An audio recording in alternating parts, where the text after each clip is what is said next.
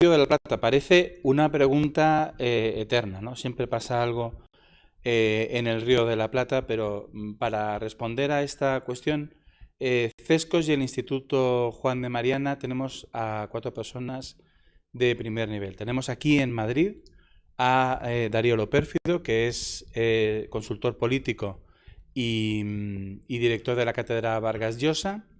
Y tenemos a Constanza Machina, que es doctora profesora de filosofía política. Y tenemos en Montevideo a Pedro Isern, que es el director de CESCOS. Y creo que en Miami, ya me lo confirmará él, tenemos a Leonardo Martín, que es licenciado en Relaciones Internacionales. Así que tenemos un plantel muy bueno para responder, como digo, a una pregunta eterna. Y nada más, yo os dejo ya el micrófono. ¿Quieres empezar? Sí. Bueno, muchas gracias.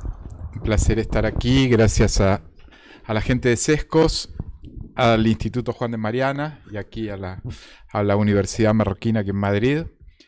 Bueno, la cuestión del Río de la Plata, a nosotros, a Constanza y a mí, nos toca más el capítulo argentino. Hace poco tuve una charla con Pedro Isern y hablábamos de las similitudes y diferencias entre Argentina y Uruguay, que sin pretender profundizar ahora, son muchas más las diferencias, creo yo, que las similitudes, básicamente, porque independientemente de crisis, independientemente de situaciones particulares que hay, el andamiaje institucional en Uruguay funcionó, y aún en momentos de sacudones económicos, responde. Es un andamiaje institucional que no es perfecto, pero no tiene el deterioro que tiene el argentino. Yo creo que ahí, entrando ya directamente al tema argentino y en la actualidad, es un momento muy complicado para transitar en Argentina, a su vez un momento, creo yo, apasionante para el análisis, porque es como se preanuncia para mí una caída muy fuerte de un sistema político que finalmente podemos decir que, pese al interreño de 4 años de Macri, que intentó en cierto modo reconstruir el desastre institucional de la Argentina, pero el kirchnerismo viene hackeando el sistema político desde que llegó al poder. Primero con muchísimo más énfasis en el primer gobierno de Néstor Kirchner, con muchísimo más énfasis en la corrupción.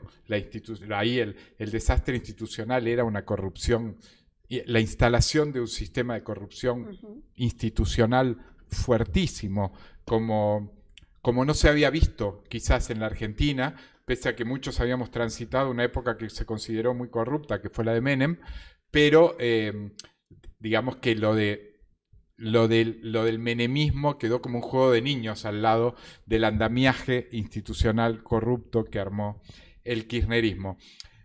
Y luego el avance sobre las instituciones y la cooptación de áreas del Estado por parte de un partido político, digamos, montarse en un discurso de populismo. El manual de Ernesto Laclau y su esposa, que fueron, digamos, el factotum intelectual de los primeros años del kirchnerismo, confrontar muy fuertemente a todo el que osaba levantar la mano para oponerse a algunas cuestiones que hacía el kirchnerismo, y la cooptación de áreas del Estado. Y cuando digo áreas del Estado me refiero a todas, no hubo distingo. O sea, el kirchnerismo trabajó para cooptar la justicia, entonces metieron a gente suya a participar de los concursos que deciden a los jueces. Cuando ganaban, y cuando perdían los hacían ganar. Y entonces hay una parte de la justicia una parte de los jueces y de los fiscales que directamente las tomó el kirchnerismo a partir de tener una militancia, de tener concursos apañados, pero también de tener una militancia adentro, cosa que también es muy curiosa. En Argentina hay agrupaciones que se ponen un nombre que es el más famoso, se llama Justicia Legítima, y son agrupaciones políticas que responden a una fuerza política que actúan dentro de la justicia. O sea, con lo cual, si uno le toca caer en un juzgado de eso, si es opositor al kirchnerismo, que se olvide de cualquier cuestión vinculada, parecida a la justicia, no solo en causas que tienen que ver con la política. Si te toca una causa comercial, te toca y te intuyen opositor, van a ir en contra tuyo. Las áreas del Estado, especialmente algunas que son empresas del Estado, Aerolíneas Argentinas, las más disímiles, desde Aerolíneas Argentinas, que es la de aviación de bandera, hasta la agencia de noticias Telam, por ir a dos áreas que no se tocan de ningún modo. Bueno, ahí es imposible, le resultó muy difícil al gobierno de Macri intentar cualquier reforma en esas áreas, en esas empresas del Estado o en áreas directamente de adentro de la organización del Estado, meter mano y tomar medidas ínfimas. O sea, porque tampoco es que yo reivindico muchas cosas del gobierno de Macri, pero no vamos a decir que el gobierno de Macri ha sido un gobierno que intentó ser revolucionario y confrontar. No intentaban confrontar, pero no les permitían ni siquiera poner sistemas de control de asistencia. Por ejemplo, miren qué humilde la pretensión del macrismo, que lo que hacía eran sistemas para que los empleados fueran a trabajar todos los días. O sea, para intentar eso, bueno, no, el kirchnerismo o sea, imagínense cuando se habla de reformas más estructurales.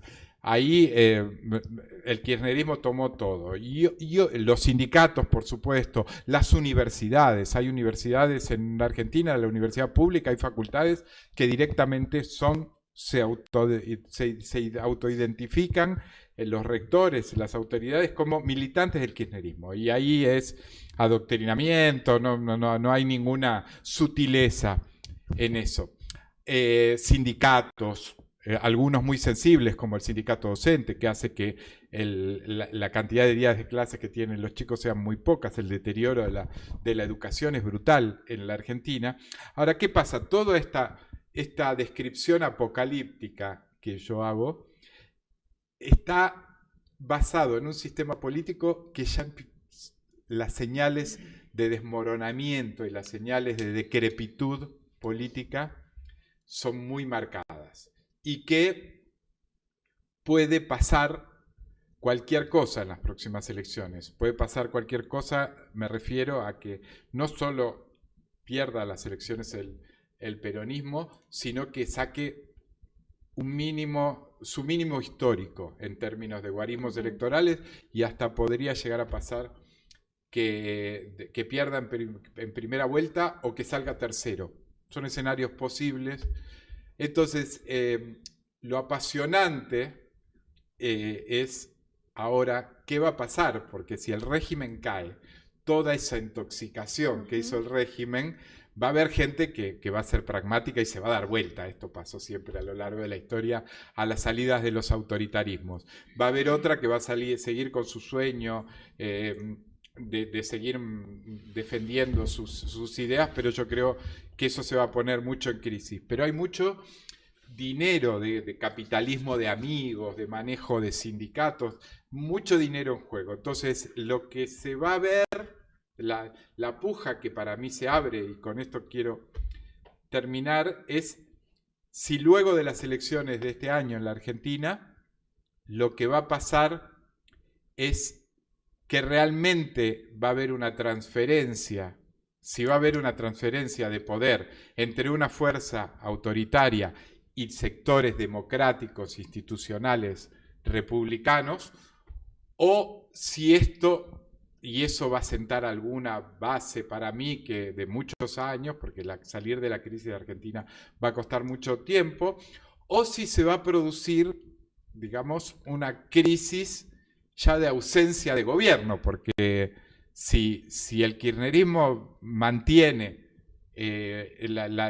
como decía, sindicatos, universidades, provincias, intendencias, si mantiene ahí el control férreo desde una posición muy minoritaria y el gobierno que salga del resultado electoral no sale con mucho poder y por lo tanto no es un gobierno que pueda acometer reformas de la magnitud que hay que acometer en Argentina, se va a producir, a mi juicio, una situación de estancamiento que va a llevar las cosas a un mínimo mucho más complicado que el de actual es muy complicado.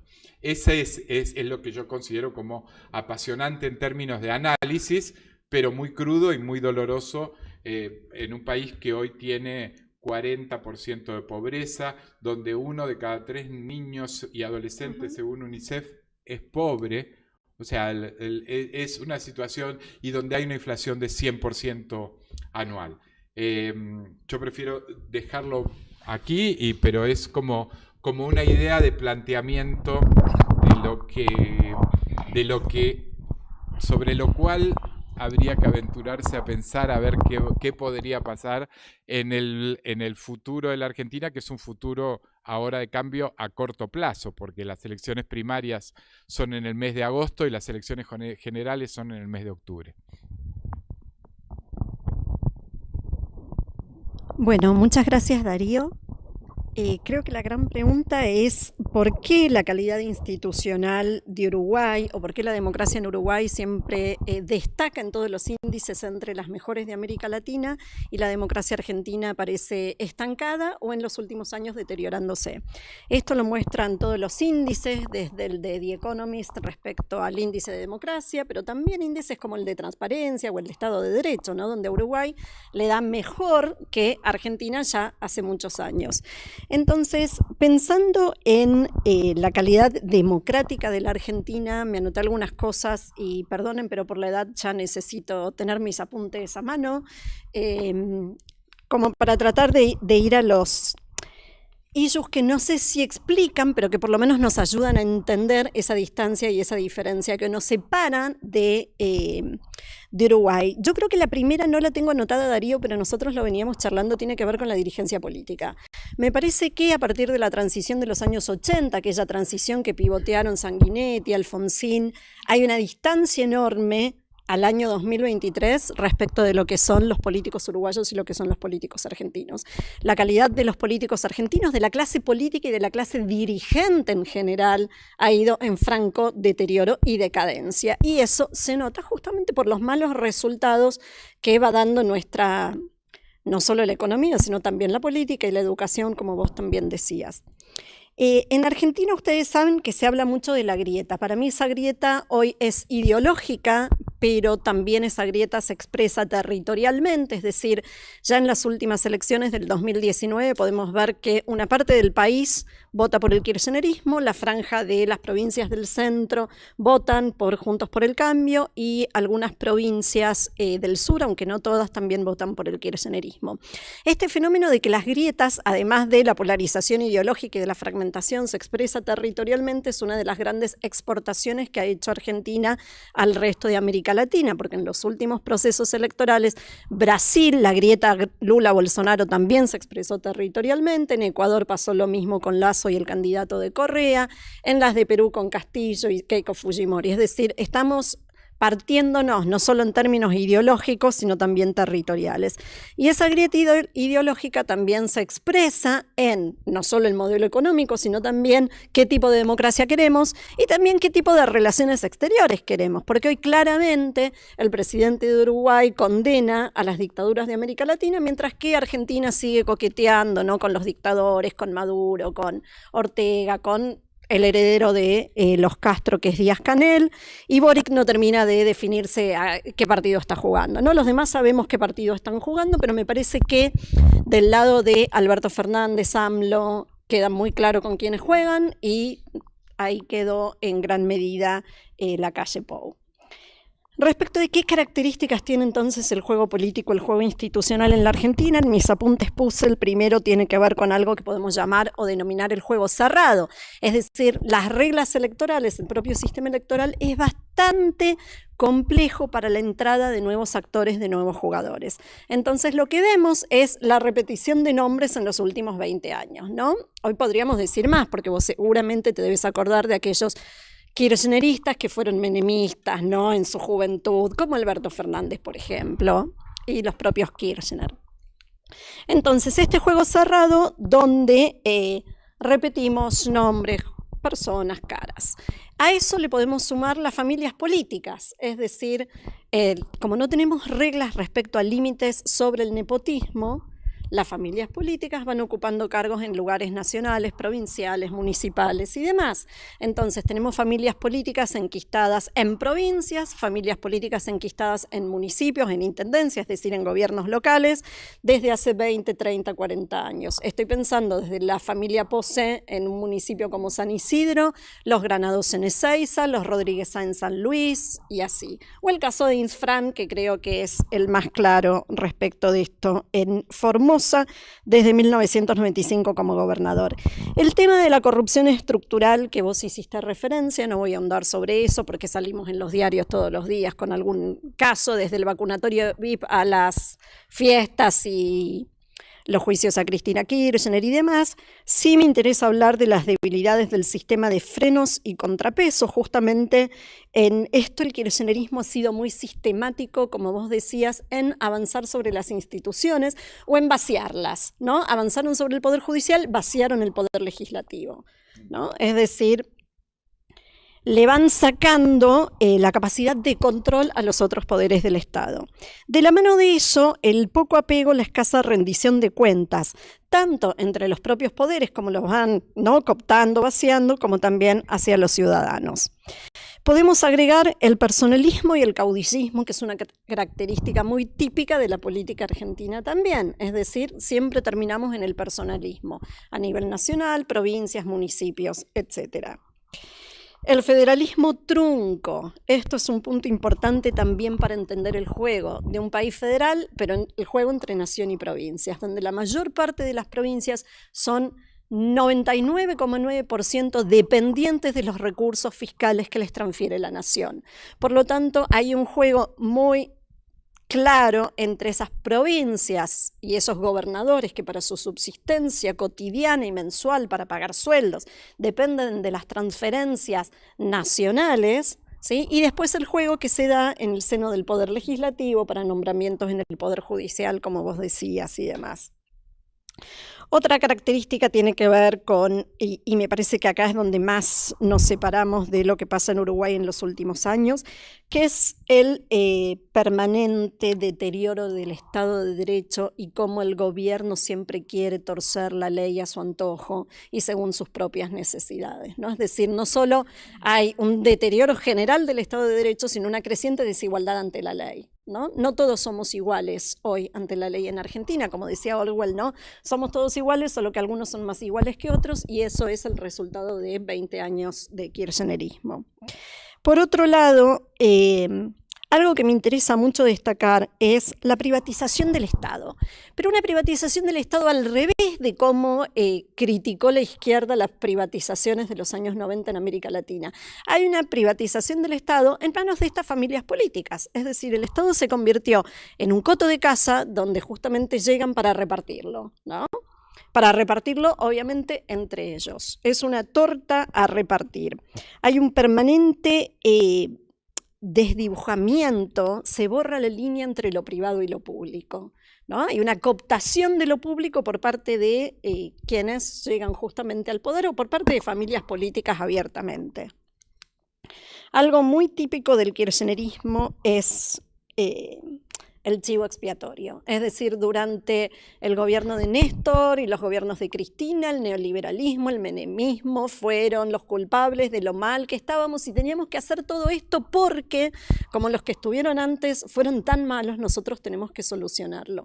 Y ahora el discurso de estos últimos años de este gobierno kirchnerista ha sido la culpa del gobierno de Macri. Entonces, como Macri parece que también hizo todo mal y la pobreza y la inflación apareció con Macri o la deuda externa, entonces la culpa ahora es de Macri. Es decir, esta falta de responsabilidad en el ejercicio de lo público es una característica de nuestra clase dirigente, pero que además llevada a la parodia por el propio kirchnerismo, ¿no? Siempre el culpable es el otro, nunca se hacen responsables de sus fracasos y los éxitos los inventan porque es parte de la construcción del relato kirchnerista. La opacidad y la opacidad en la distribución de recursos, es decir, hay opacidad en la toma de decisiones, cómo se asignan, por ejemplo, ¿no?, las vacunas a las provincias, o en su momento cuando empezaron a llegar las vacunas, o qué vacunas se compraban, y así al ejemplo que ustedes quieran respecto de los recursos del Estado y cómo se asignan esos recursos. No tenemos información, y si uno trata cada vez más de encontrar esa información, que en los años del gobierno de Macri se había avanzado mucho respecto de datos abiertos, el kirchnerismo fue 10 pasos para atrás. Fue 10 pasos para atrás incluso en pandemia, volviendo muchos trámites que se habían digitalizado, que fueran trámites nuevamente papel, justamente en busca de opacidad y de no dar información. Digo, son alérgicos a la rendición de cuentas y son alérgicos a la transparencia también. En esa línea, obviamente, la desconfianza hacia los medios de comunicación, hay un deterioro sistemático en el ejercicio de la libertad de prensa y de la libertad de expresión, de opinión, donde la libertad de expresión y opinión del ciudadano se ve cercenada en pequeñas cosas, ¿no?, en Twitter y demás, a través de esos ejércitos de trolls kirchneristas que salen a atacar a personas específicas, pero también desde el propio poder tratando de señalar con el dedo porque vos hiciste tal cosa, vos hiciste tal otra y demás. Y obviamente está el tema de la pauta para comprar favores y amigos periodistas y canales de televisión o diarios, etcétera, periódicos y demás. Pero por el otro lado también tenemos una oposición irresponsable, es decir, en el sentido de no tenemos hoy una oposición que esté construyendo hacia la Argentina que queremos, justamente, ¿no? Es decir, del lado de la oposición también vemos una oposición altamente fragmentada y no tenemos muy claro, por ejemplo, un plan sobre cómo se sale de la inflación, ¿no? Cómo terminamos con los planes sociales, qué vamos a hacer con la inseguridad. Es decir, hoy tampoco tenemos una oposición que esté diciendo qué podemos hacer sobre las elecciones, como decía Darío, son este año. ¿Qué vamos a hacer el día después de las elecciones, ¿no? El próximo gobierno va a asumir el 10 de diciembre. Bueno, antes del 10 de diciembre necesitamos saber como ciudadanos qué van a hacer con la inseguridad, con la corrupción, con los planes sociales, con los piquetes, con un país, como decía Darío, que hoy tiene el 40% de inflación. Y finalmente está lo que podemos ya hoy llamar las provincias feudales. Porque una cosa es la foto desde arriba comparando la democracia argentina a nivel nacional con la democracia uruguaya a nivel nacional. Entonces ahí la foto nos da bastante bien, porque podríamos decir que en gran medida las elecciones en la Argentina presidenciales, nacionales, son elecciones bastante libres, bastante limpias y bastante competitivas aún. Es decir, el resultado, estamos bastante seguros de que el kirchnerismo esta vez va a perder. Yo no estoy tan segura de que pierda por paliza, quiero creerlo, ¿no? Porque vivo allá, entonces quiero creerlo. Pero si empezamos a bajar a niveles subnacionales, es decir, a nivel provincias o municipios, la democracia es mucho más opaca. Es decir, las elecciones libres ya no son tan libres, ya no son tan competitivas, al contrario. Es decir, tenemos muchas, como decía al principio, provincias, muchos municipios, donde la elección no es competitiva, es decir, la oposición no está nunca en condiciones de ganarle al gobierno, que claramente están en muchos casos hace varias décadas. Es decir, no es un juego equilibrado, no hay fair play. Es decir, en la elección nacional todavía hay fair play. El resultado no lo sabemos. Se puede ganar o se puede perder. Hay provincias, hay municipios donde nunca pierden. Y ganarle a esos oficialismos es prácticamente hoy imposible por todas estas características que dije y que fui señalando, pero que además tienen claramente esta connotación de provincia feudal en términos de ya no podemos decir con certeza que estemos frente a democracias débiles o democracias defectuosas, sino que prácticamente se han convertido en autoritarismos competitivos. Y por eso también es que se llevan tan bien con el resto de los gobiernos autoritarios de la región. Bueno, muchas gracias al Instituto Juan de Mariana y a Sescos por invitarnos a compartir este espacio y estas reflexiones.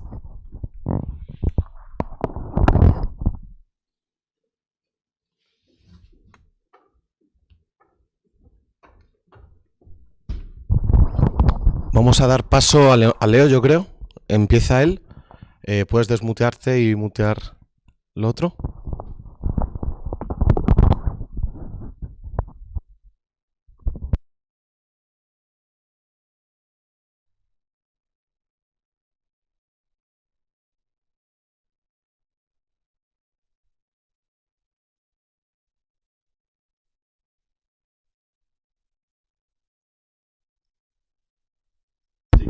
Puedes desmutearte y mutear el otro. Ya estoy. ¿Ahí se escucha bien? ¿Se escucha bien para todos? ¿Estamos bien? Buenas tardes para todos. Es un placer para mí, como director de la sucursal, diríamos, de Sescos. Allá tenemos a Pedro en Montevideo con la central. Nosotros aquí en Miami, efectivamente, como decían en la presentación, en una especie de sucursal académica que hemos instalado hace poco más de un año. Agradezco muchísimo la oportunidad de compartir estos minutos. Haciendo alguna referencia acerca de esto de qué pasa en el Río de la Plata y esta cuestión comparativa, ¿verdad? Que nos apasiona tanto y que nosotros estamos llevando adelante, un poco por la iniciativa de Pedro y otros compañeros, una reflexión profunda y sistemática acerca de los procesos políticos en el Río de la Plata. Esto que decía Darío al principio de que acá funciona bien y que todo funciona, es verdad que últimamente estamos en Uruguay, o bueno, los uruguayos, sobre todo, además a mí me pasa mucho que estoy afuera del país la mayoría del tiempo. Me pasa esta cosa de ser como banca, ¿no? De que, ay, qué buenos que son, qué bárbaro que funciona todo. En realidad eso es algo peligroso, porque en definitiva hay cosas que no funcionan tan bien y nada es perfecto. Algunas cosas de esas veré si puedo señalar en su momento. Sin embargo, reconozco con orgullo también de que estamos en un momento en donde, en términos comparativos, con Argentina en particular, pero también con el resto de América Latina, tenemos algunas ventajas institucionales que nos hacen presentar mejor ante la región y ante el mundo en esto de los sistemas democráticos amenazados, no solo en América Latina, sino también en el resto de Occidente. Estoy convencido que una de las maneras de entender un poco la diferencia, esta diferencia que existe entre Uruguay y Argentina en los términos institucionales, siempre hablando de este tema, es importante dar a conocer algunos con perspectiva histórica y comparada, cómo estas dos sociedades tan cercanas, con tantas similitudes culturales, geográficas, incluso de derrotero histórico, con tantos vínculos históricos a lo largo de su corta existencia, cómo es que de cara al siglo XXI han proyectado una trayectoria política tan diferente, como señalaban antes. Para eso, insisto, creo que es importante recurrir a algunas cuestiones históricas que nos van a permitir entender, creo yo, sobre todo para quienes no siguen tanto la historia política uruguaya, que no se sigue tanto, obviamente por una cuestión de escala incluso, va a servir para plantear la cuestión. Justamente buscando en la historia podemos señalar algunos elementos que son relevantes para entender el modus operandi de la política uruguaya actual, en la actualidad. Buscando en los procesos históricos podemos encontrar algo de la trayectoria uruguaya. En primer lugar, y muy brevemente, un punteo de los legados del siglo XIX. es decir, aquellas herencias y tradiciones de una historia política que se fue forjando a la sombra de constantes guerras civiles, pero que dejó marcas indelebles, donde se cimentó luego el proceso de modernización del tema central que quiero plantearles, que es el vallismo. En primer lugar, la debilidad que presentaron en Uruguay las clases dominantes de la época, la debilidad de la hegemonía de los sectores empresariales y su entrelazamiento con la Iglesia y con las Fuerzas Armadas. Esta es una debilidad muy notoria. Las clases dominantes en Uruguay no tienen una conciencia de clase, no la tuvieron nunca, al nivel de otros países en América Latina y otros procesos en América Latina. Esta debilidad le permitió al proyecto reformador del siglo XX encontrar una sociedad aluvional donde implantar los procesos típicos de la política moderna en su momento. En segundo lugar, otro de los legados del siglo XIX es la cuestión de la escala, justamente, territorial respecto a los vecinos, pero sobre todo poblacional, a nivel general. Dicho sea de paso, este es un problema enorme que tenemos en la actualidad. Nuestra condición demográfica es uno de los problemas más importantes, quizá no tan urgente, pero muy importante que tenemos por delante. Así como el relativamente débil condicionamiento económico externo, con un capitalismo muy débil, que es el socialismo político de aquel Uruguay del siglo XX.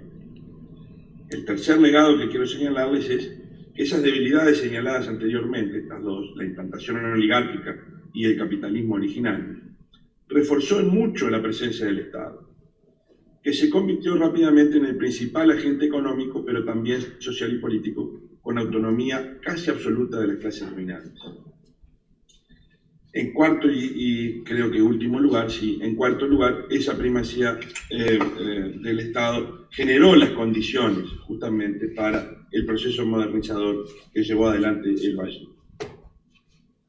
El vallismo es, para quienes no conocen, insisto, la historia política de Uruguay, es un proyecto reformista que se llevó adelante en las 2 o 3 primeras siglo XX, que hunde sus raíces en la actualidad, incluso, que hunde sus raíces en la historia uruguaya, en los legados del siglo XIX, pero que ha trascendido, más allá de ser un proceso político que se circunscribe a la década del 10 y del 20 en Uruguay, para luego tener su reformulación más adelante, que ahora mencionaré.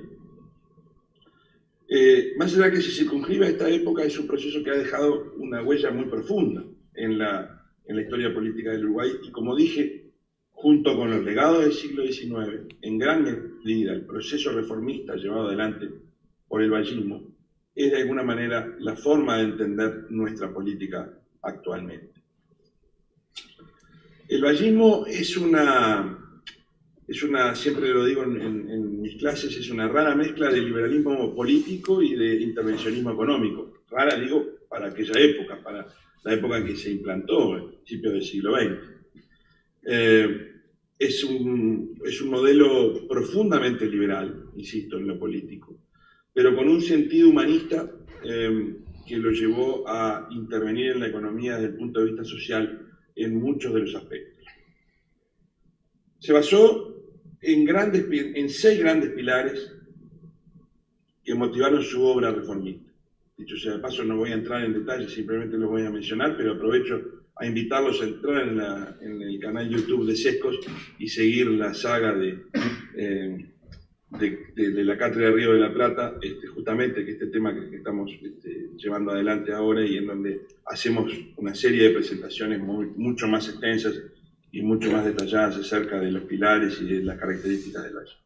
Pero para decirlo brevemente aquí, en primer lugar, una intervención económica, como dije, bastante masiva, a través de nacionalizaciones, a través de estatizaciones, a través de impulso productivo en la industria, la generación de nuevas industrias.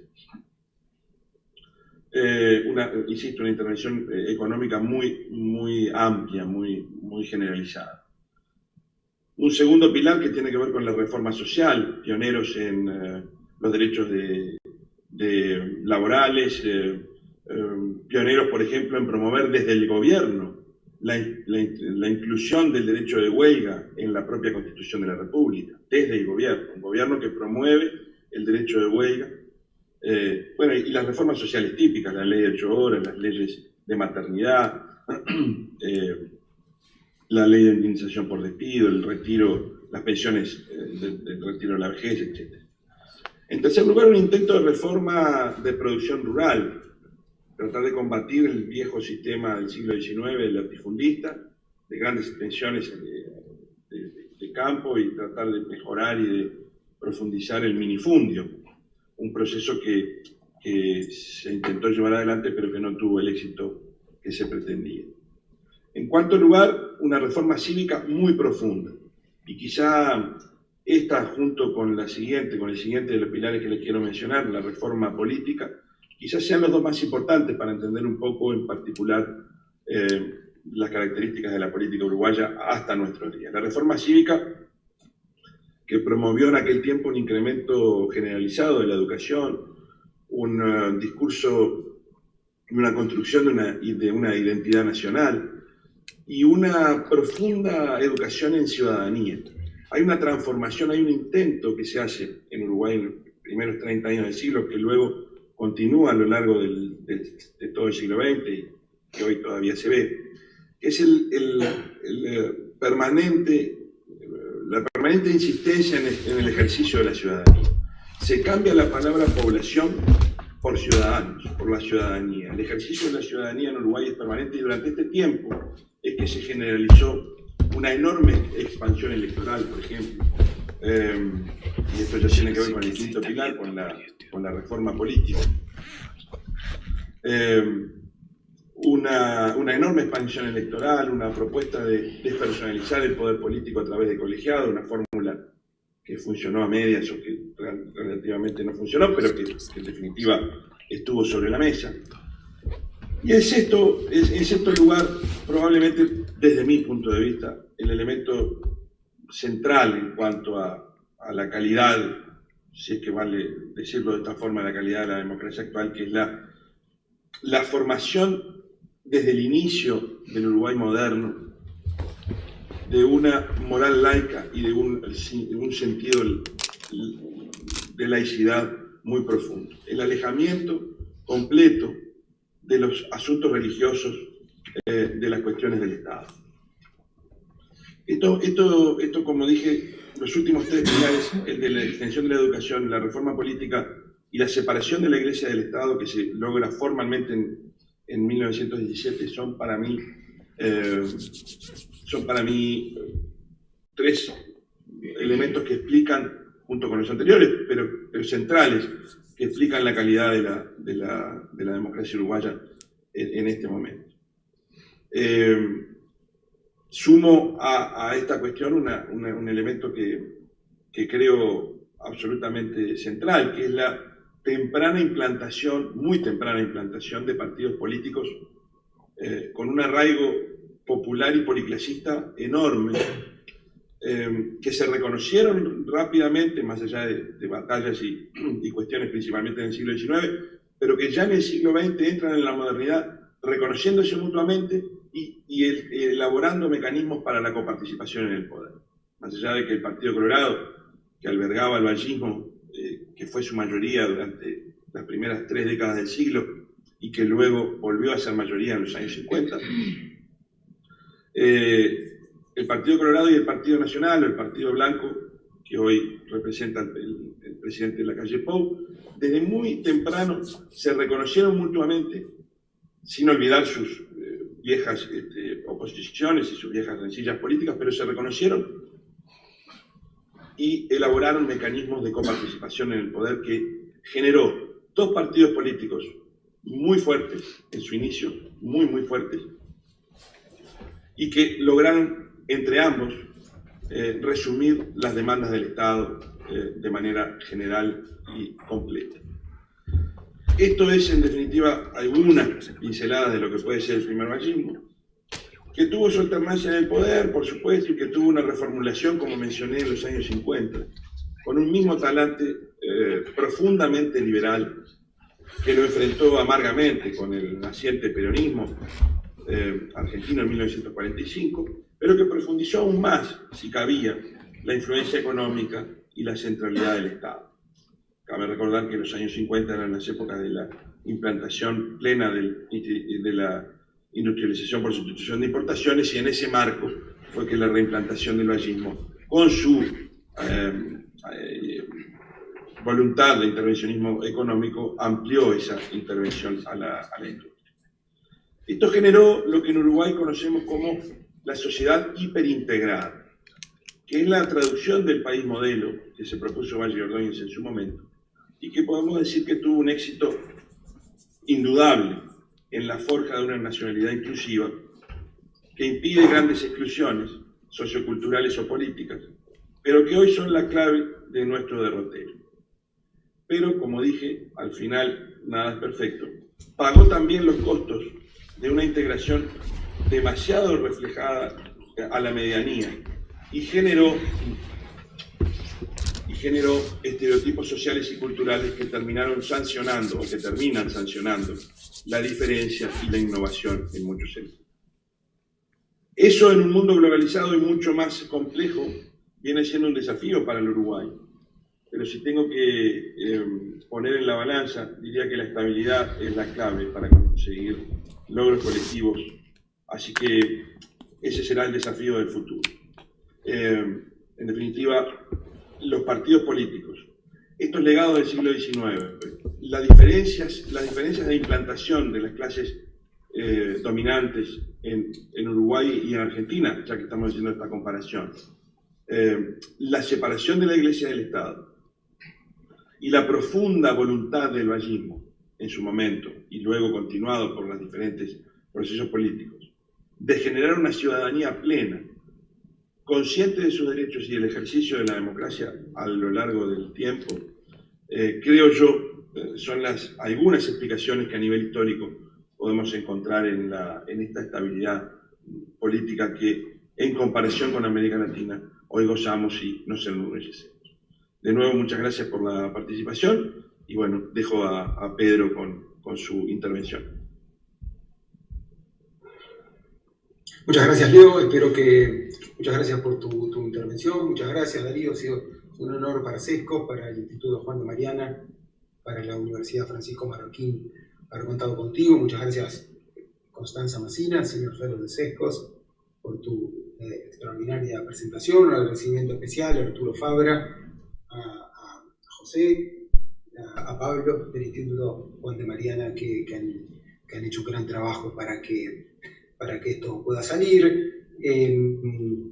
Esta presentación es parte de este intento de reflexión comparada, de perspectiva comparada que estamos haciendo en Sescos, con esta cátedra Río de la Plata, sobre el jardín de los senderos que se bifurcan, para intentar entender por qué dos sociedades relativamente similares han sido y profundizan sus sustanciales diferencias, ¿no? Son relativamente similares por una parte y sustancialmente diferentes por otra. Leo hizo una parte de la historia contemporánea uruguaya, haciendo particular hincapié en ese fenómeno político tan importante que ha sido el vallismo, que tiene esta dimensión políticamente liberal, profundamente liberal, pero por otro lado esta dimensión económica también particularmente intervencionista, ¿no? La sociedad uruguaya en ese sentido tiene esa combinación, no sé si llamar la cuadratura del círculo, que tiene determinadas virtudes y sobre todo ahora profundos desafíos, ¿no? En este intento, en la comparación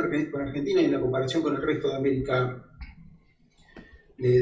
Latina, en este salto que Uruguay tiene que pensar, tiene que empezar a dar hacia el desarrollo, tiene esta combinación de un aparato político profundamente presente en la vida pública de los ciudadanos, que ha contribuido a la cohesión social de ese país, pero por otro lado que significa, a nuestro entender, un gran desafío para, como les mencionaba, dar ese salto hacia el desarrollo. En términos de la perspectiva comparada, yo soy argentino y uruguayo y en ese sentido sigo a uno y otro país con mucho interés. El regreso democrático, yo creo que en ambos lados del Plata, en la Argentina se van a cumplir en diciembre próximo 40 años, como lo ha mencionado Darío, como lo ha mencionado Constanza, en un punto sincera la calidad de la política en Argentina. Hasta el 83, en ese juego imposible entre peronismo y antiperonismo, el antiperonismo principalmente representado por el partido militar, había allí un sistemático quiebre de la democracia que hacía imposible la comparación de la democracia consigo misma, con sus propios resultados. Hoy por hoy, 40 años después de ese regreso, en diciembre próximo, 40 años después de ese regreso a la democracia en Argentina, la democracia puede compararse consigo misma. ¿No? Ya no hay más excusas al respecto y el resultado es mayormente decepcionante. Ha habido un proceso de desaprendizaje democrático en Argentina y, por cierto, ha habido un proceso, con sus más y sus menos, con sus matices de aprendizaje democrático en Uruguay. La pregunta es ¿por qué? ¿Qué ha hecho posible, qué ha hecho que en Argentina suceda un proceso de desaprendizaje de la calidad de la democracia? ¿Por qué no se ha consolidado, más allá de lo formal, que por cierto es bien importante, ¿no? La formalidad democrática, el hecho de ir a las urnas cada 4 años para elegir presidente, cada 2 años para elegir la mitad de la Cámara Baja, 1/3 del Senado a nivel nacional, es una formalidad decisiva, importante. Sin embargo, la calidad, más allá de la forma, del fondo de la democracia, no solo no se ha consolidado, sino que ha habido un proceso de desaprendizaje democrático, como les mencionaba. En oposición en Uruguay ha habido un proceso de aprendizaje democrático. Uno podemos estar horas discutiendo esta cuestión de por qué ocurrió una cosa de un lado y en la otra, y podemos referirnos entonces a la calidad institucional, pero en definitiva ahí estaríamos girando en círculos, porque tendríamos que preguntarnos nuevamente por qué se ha consolidado la calidad institucional en Uruguay y no en Argentina. Una característica que parece bastante, no sé si la palabra es evidente, pero pertinente, relevante, es la alternancia, ¿no? En definitiva, hay en la alternancia, hay en la previsibilidad de la alternancia de actores democráticos que convergen medianamente al centro, una dinámica de prueba y error que hace que un sistema político tenga como condición necesaria, no suficiente, la capacidad que 2 o más actores gobiernen y lo hagan en forma relativamente previsible. En Uruguay no solo han sido 2, sino que han sido 3, y en un punto no puede agregar el cuarto, el actual gobierno de la coalición liderada por el Partido Nacional, una cuarta forma de gobierno. El Partido Clásico de Colorado, que gobernó con el primer Sanguinetti entre el 85 y el 90, el segundo Sanguinetti entre el 90 y el 95, y Jorge Valle, el liberal Jorge Valle, entre el 2000 y el 2005. Está el Partido Blanco, clásico, con la Calle Herrera, el padre del actual presidente, que gobernaron entre el 90 y el 95, y ahí está la aparición de la coalición de izquierda Frente Amplio, que gobernaron entre el 2005 y el 2020. Ha regresado el Partido Nacional, el Partido Blanco, con la Calle Pou, hijo de aquel presidente de la Calle Herrera, pero en una lógica de coalición bien novedosa, bien particular. En Uruguay ha habido alternancia, en Argentina la ha habido, sí, pero sumamente traumática. En un punto, el no peronismo no ha terminado, el gobierno lo ha terminado en forma muy traumática, y en ese sentido el peronismo ha sido gran responsable para ello. Sabemos que el presidente Alfonsín, el primer presidente posterior a la democracia, entre el 85 y el 89, tenía que terminar el 10 de diciembre del 89, pero no pudo hacerlo por una fenomenal crisis económica que devino en hiperinflación, y en donde el peronismo en la oposición tuvo mucho que ver. Tenemos bien presente también el segundo gobierno no peronista, el retorno a la democracia, el gobierno de Fernando de la Rúa, que gobernó entre el 10 de diciembre del 99 y diciembre del 2001, tuvo que renunciar el presidente de la Rúa en medio de un fenomenal caos impulsado principalmente, no únicamente, siempre responsabilidades compartidas por el peronismo. Quien sí terminó el mandato fue el reciente presidente Macri entre 2015 y 2019, y más allá de que formalmente terminó, y es un gran valor para la democracia argentina, lo termina en medio de una crisis económica bastante profunda, con responsabilidades propias, lo dijo Darío, pero principalmente con la responsabilidad de esta imposibilidad de la alternancia que supone la permanente presencia del peronismo. En clave comparada, y haciendo mención a la referencia al vallismo que hizo Leo, bueno, son 2 fenómenos populares, son 2 movimientos, tanto el vallismo como el peronismo, profundamente populares, que supusieron un punto de quiebra en la historia de uno y otro país, y en ese sentido de la recuperación, claramente de la recuperación democrática en uno y otro país en adelante, en Argentina en el 83, en Uruguay en el 85 en adelante, es como que ese fenómeno popular que era el vallismo va declinando en su peso político con el Partido Colorado, pero parece subsumirse dentro de distintas variables del sistema político, particularmente dentro del Frente Amplio, pero no solo del Frente Amplio,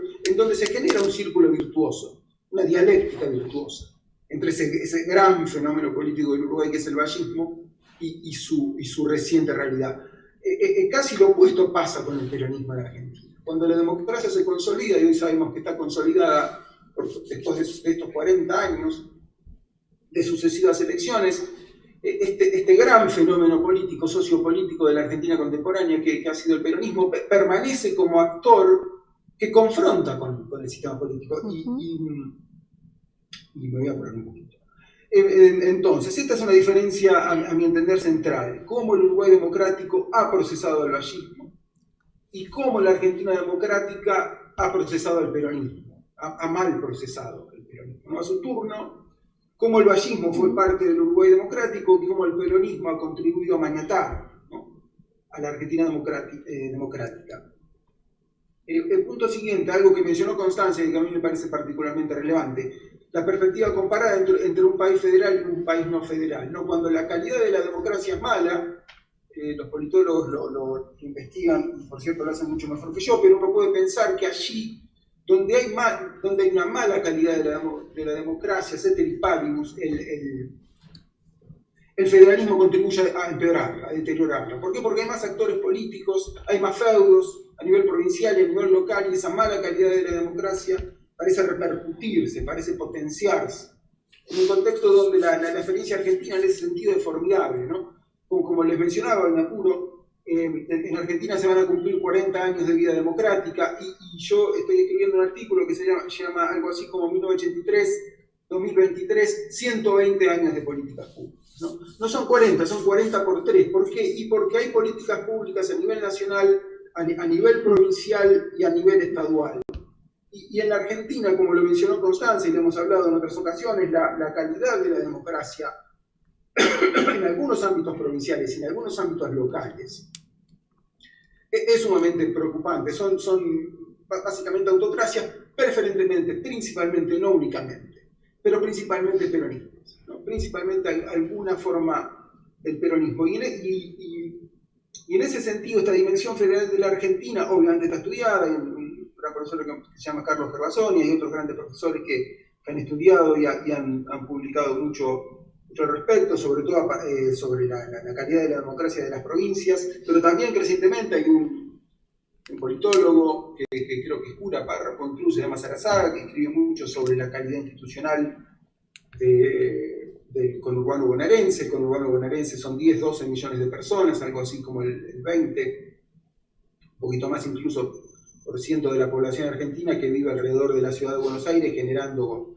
un desafío sociopolítico y electoral muy pertinentes. Entonces, como síntesis de este punto, a mí me parece, pero eventualmente necesario profundizar, no solo son en Argentina malos gobiernos nacionales en medio de la tentación hiperpresidencialista, ¿no? Hay también un ejercicio del hipergobernador, yo diría, y del hiperintendente, ¿no? Particularmente en el AMBA, en el ámbito del Gran Buenos Aires. Esto es clave, como les decía, en diciembre se cumplen 40 años, son 120 años de suma de políticas públicas, nacionales, provinciales y municipales. En la Nación, esto quería comentarles y eventualmente después podemos discutirlo y reflexionar un poco al respecto, en la Nación de los 40 años, 28 y medio ha gobernado el peronismo. Por ejemplo, en muchas provincias, hago hincapié en la provincia de Formosa ha gobernado 40 años el peronismo, y en una ciudad bien importante del conurbano bonaerense que se llama La Matanza, donde viven casi 2 millones de personas ha gobernado también 40 años el peronismo. Así que un ciudadano de La Matanza tiene 40 años de gobierno peronista local, tiene en la provincia de Buenos Aires 32 años de gobierno peronista a nivel provincial y 28 años y medio a nivel nacional.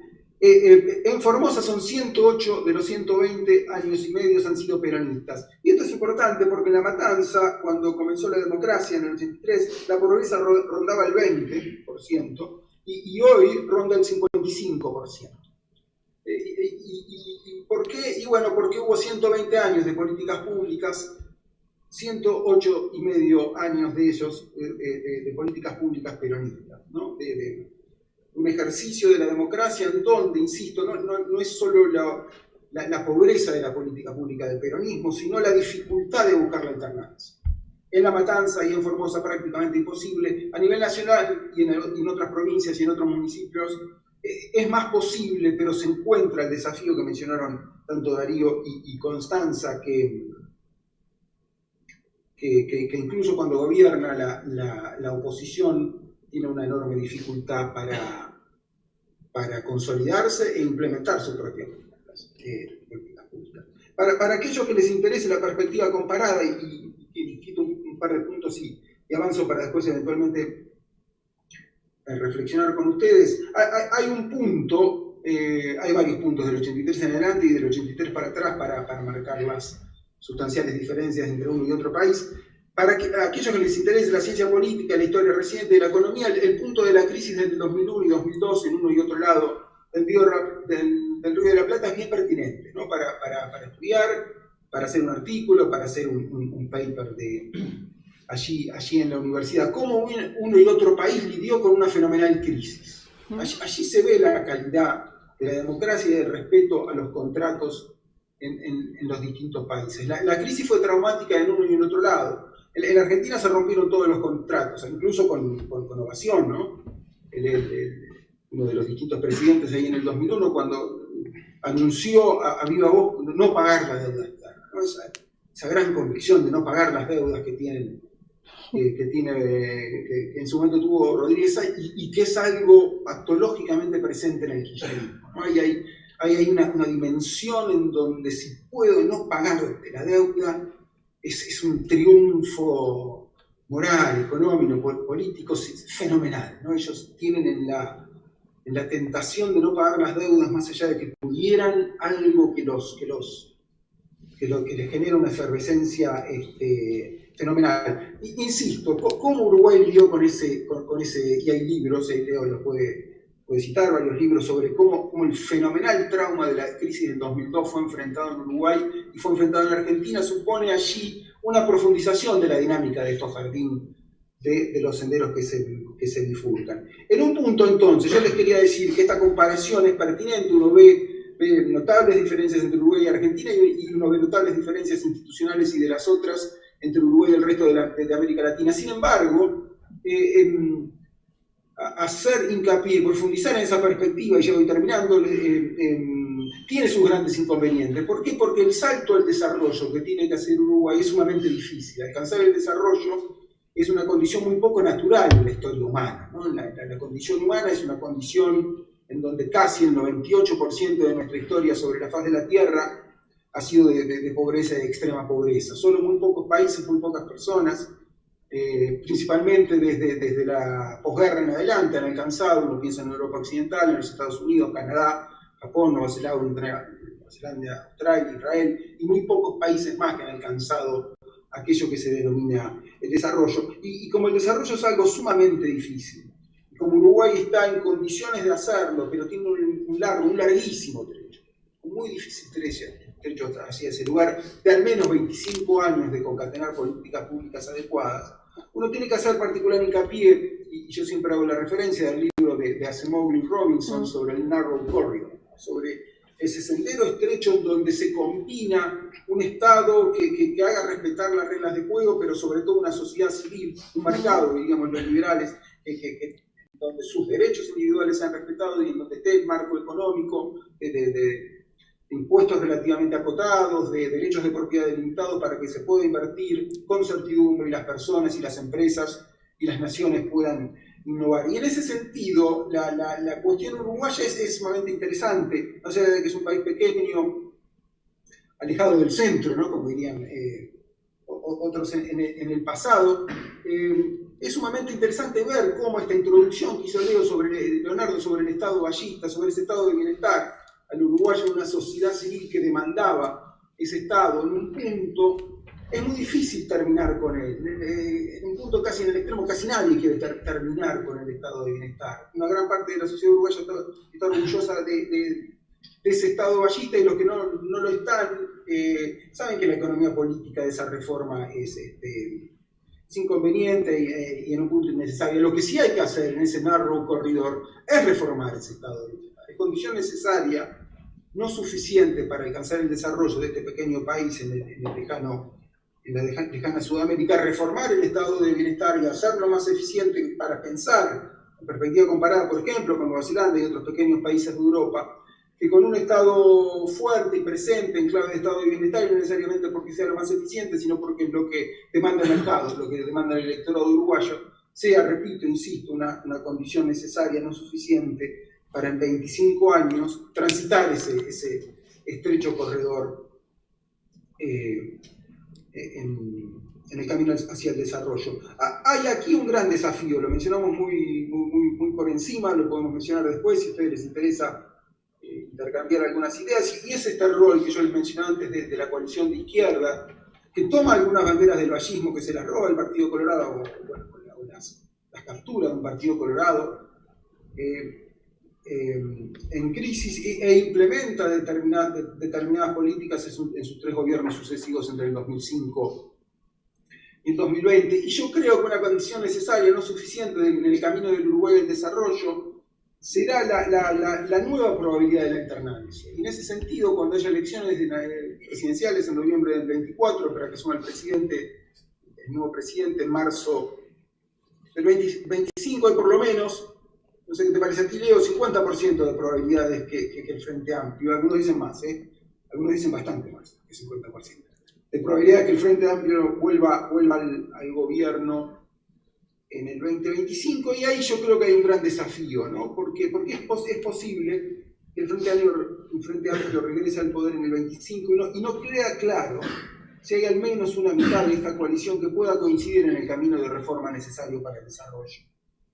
Por cierto, sí queda claro que al menos el 50% del Frente Amplio, que es más o menos el 50% del Uruguay, no coincide con los postulados clásicos del liberalismo hacia la apertura, desregulación, privatización, reducción de impuestos y del tamaño del Estado como condiciones necesarias no suficientes para alcanzar el desarrollo.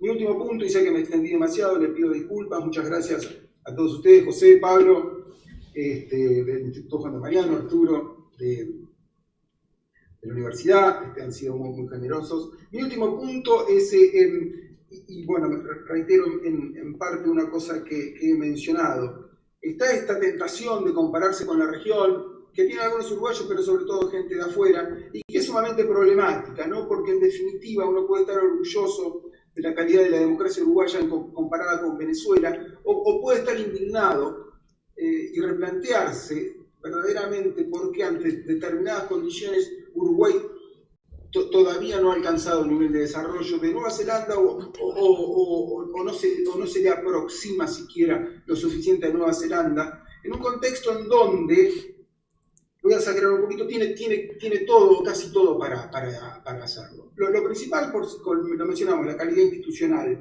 del Uruguay, pero después yo estaba mirando hace poco un mapa que quería compartir con ustedes, pero no lo voy a hacer, que salió en estos días después del terremoto en Turquía, en donde mostraba los eventos sísmicos a lo largo y ancho del mundo, y cuáles son los lugares donde más ocurren eventos sísmicos y menos. Y en las Américas es Uruguay. Creo que hay una Guyana, que hay una isla del Caribe en donde hay muy pocos eventos sísmicos, pero Uruguay tiene un contexto lo principal, ¿no? Por cierto, las reglas de juego. Uno puede tener buenas reglas de juego y está en una pésima geografía, y lo principal son las reglas de juego, y uno puede estar en una excelente geografía y con malas reglas de juego, y no hay posibilidad alguna de alcanzar el desarrollo. Pero en Uruguay se concatena esta cuestión de la calidad institucional, de una cohesión social, de una baja pobreza, de un clima templado, el espacio territorial, 3.5 millones de personas, 1,5 en la capital, sin accidentes geográficos graves de montañas o de ríos que impidan la comunicación, hay ausencia total de dificultades para la comunicación territoriales,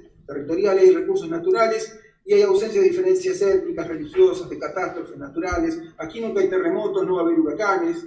Yo ahí en Miami sabe que puede haber huracanes, no hay grandes heladas, no hay un calor de 45, 50 grados que haga imposible determinadas cosas. Es como que está todo dado, incluso, lo más importante, la calidad institucional para pegar este salto. El desafío, yo creo, es que parte de esta coalición, que muy probablemente vuelva a haber en el 2025, realmente, no toda, porque eso no es posible, pero una parte importante de esa coalición que pueda volver al gobierno realmente se convenza que las reformas por mercado no son de izquierda ni de derecha y que los gobiernos socialdemócratas de Escandinavia y otros países desarrollados, teniendo su estado de bienestar, sin embargo lo reforman para que el sector privado invierta y pegue ese salto hacia el desarrollo. Bueno, les agradezco mucho, José, te paso la palabra a ti y ha sido un gran gusto para Sescos, un gran honor estar junto al Instituto Juan de Mariana en la Universidad Francisco Marroquín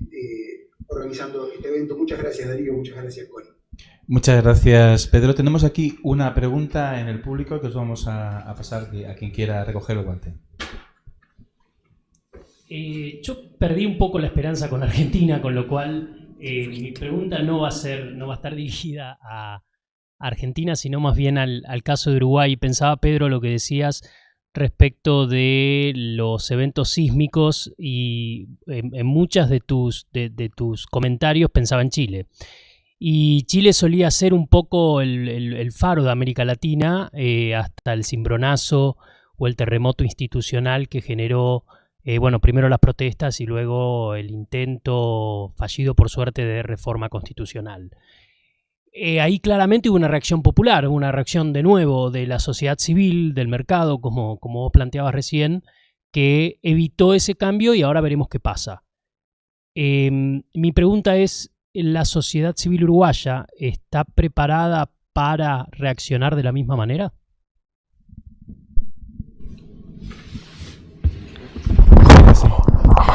Bueno, no sé si ellos quieren contestar, pero si no, Constanza tiene algo para decir, como siempre, ¿no?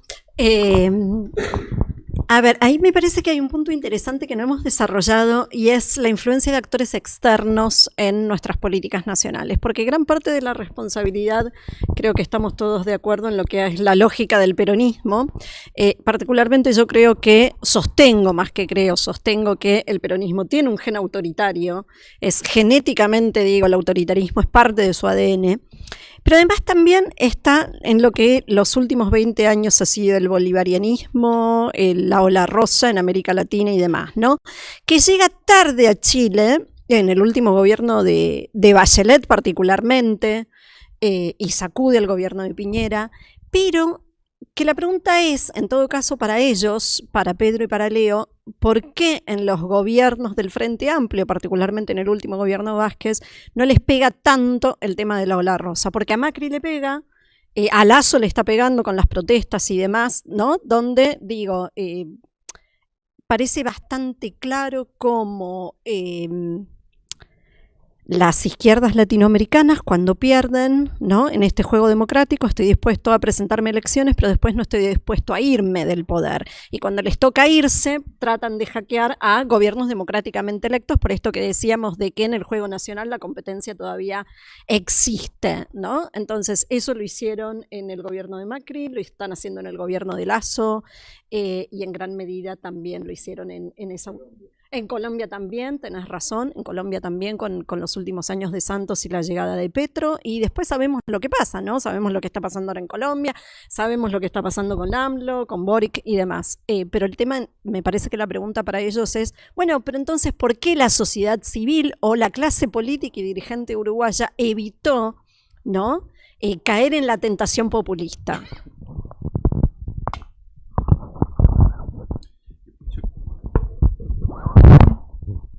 Yo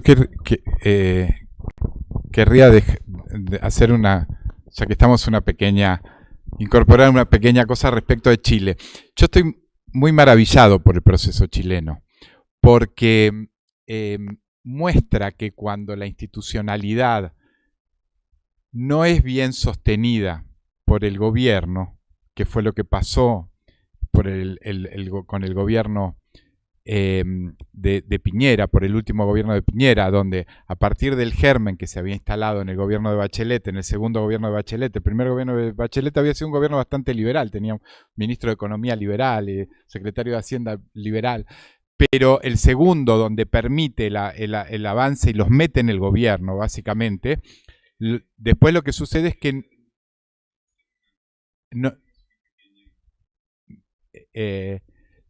lo que sucede es que el gobierno de Piñera se muestra indefenso. O sea, y ahí yo yo me enojo mucho con esas situaciones porque digo, cuando te mostrás indefenso frente a avances autoritarios que quieren ir contra la institucionalidad del país, no es que te mostrás tibio y decís, ay, bueno, yo soy una paloma en términos políticos. Lo que estás haciendo es no estás defendiendo el sistema con la energía que lo tienes que defender.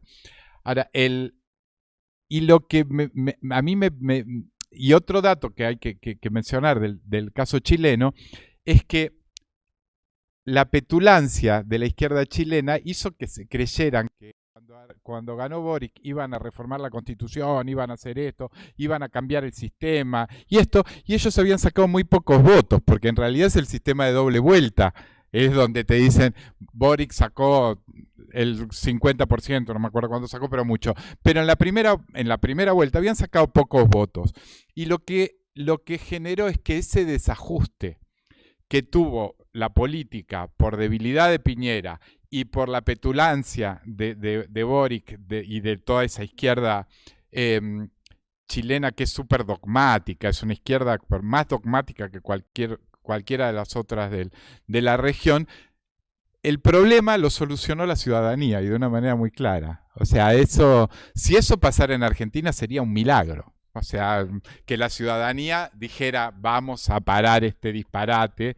Y en ese sentido, tímidamente, no lo voy a afirmar del todo, me parece que la fortaleza institucional y política de Chile se parece más a la fortaleza institucional política uruguaya.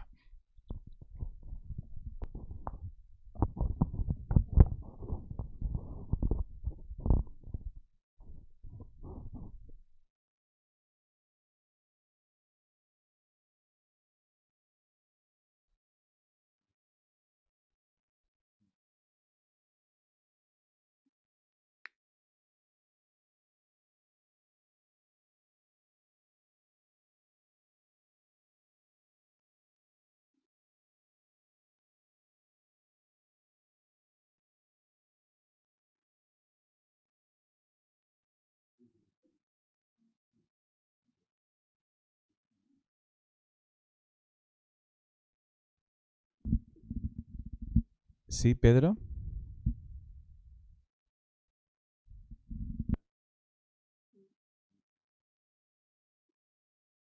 No sé si me escuchan. La pregunta que hacía Constanza, si no me equivoco, tenemos algunos delays en la comunicación. Digo, para los quienes nos están escuchando, hay veces que no estamos en el mismo instante escuchando lo mismo por una cuestión del audio, así que pido disculpas por eso a quienes nos están viendo. Constanza, vos preguntabas por qué la sociedad uruguaya o el sistema político uruguayo no cayó en el populismo o logró siempre evitar la tentación populista. Creo que fue esa un poco la reflexión final que hacías, ¿puede ser? Entonces, ahí te respondo o comento dos elementos que son fundamentales y que creo que tienen que ver con esto que decíamos de los legados históricos que tiene la política uruguaya. Lo primero es que los partidos políticos evitan el populismo, son los mismos partidos quienes lo evitan. Todos los presidentes uruguayos de la postdictadura en adelante, para hablar del pasado más reciente, a los que se refería Pedro, también, son presidentes que han tenido que hacer una importantísima trayectoria dentro de sus partidos políticos para luego poder aspirar a ser candidatos presidenciales. Entonces, voy a poner algunos ejemplos. Jorge Valle, que viene de una familia históricamente política en Uruguay, que ha tenido tres ascendientes, que han sido presidentes de la República. La familia Valle ha tenido presidentes a lo largo de 150 años en Uruguay. Sin embargo, tuvo que ser candidato a presidente 5 veces para lograr la presidencia. Tabaré Vázquez, ¿no? A quien además mencionaban, Tabaré Vázquez tuvo que arrancar siendo intendente de Montevideo, después tuvo que terminar derrocando al presidente del Frente Amplio, después tuvo que labrarse su propia candidatura en el 94, perder, luego volver a recomponerla en el 99, volver a perder, para recién en el 2004 juntando apoyos de varios sectores y de varios, incluso partidos, porque también hizo una alianza con un destacado miembro del Partido Nacional en aquel tiempo, Rodolfo Novoa. Recién ahí llegó a la presidencia. Entonces, lo primero es eso, los partidos políticos evitan el populismo, porque es tal el filtro que le ponen a los dirigentes que es muy difícil que irrumpa un líder populista dentro de los partidos. Eso por el lado del sistema político, que es un freno importante a este fenómeno. Y el segundo freno lo pone la propia sociedad civil, porque la sociedad civil está tan conforme o está tan acostumbrada a que los problemas políticos se resuelven dentro de los partidos, que no tiene orejas para escuchar líderes mesiánicos. Cuando aparece un liderazgo por fuera de un partido político, directamente es una estrella fugaz, o no llegan los resultados, o se apaga rápidamente. Y también un tercer elemento que agrego con respecto a la sociedad civil, es que, como dije al principio en la intervención inicial, la sociedad uruguaya es una sociedad de medianías. No reclama mucho porque no quiere mucho. Entonces, los reclamos nunca son del todo explosivos. Es una sociedad acostumbrada a lo que tiene, con expectativas medias y pobres acerca de lo que puede conseguir, y por lo tanto no tiene la explosividad que eventualmente pueden tener sociedades como la chilena, en el caso que planteábamos, que tiene una población indígena muy importante que reclama derechos casi ancestrales, o en el caso de Argentina, con una población muy extendida en la pobreza o en la exclusión de algún tipo, sea económica, política o social. En el Uruguay no existen esas masas, como lo dije al principio, y como se construyó a partir de la medianía, insisto, no hay grandes reclamos por hacer. Entonces, entre que los partidos más o menos solucionan todo, incluso el actor nuevo que aparece, como mencionaba Pedro en su intervención, que es el Frente Amplio, solucionan más o menos todas las demandas sociales. Entre que las clases dominantes y los sindicatos y los diferentes grupos de poder no tienen una ascendencia particular en el resto de la población, y entre que la sociedad uruguaya, insisto, no aspira demasiado, ahí se evitan los fenómenos mesiánicos, porque no hay nadie muy dispuesto a escucharlos. Esa es un poco la reflexión que quería compartir.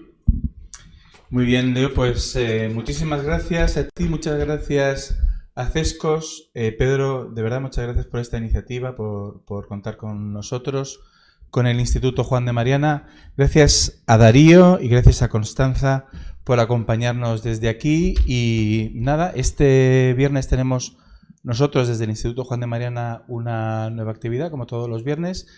Y nada más, damos un fuerte abrazo a nuestros amigos de Cescos y a todos los que nos están viendo. Gracias.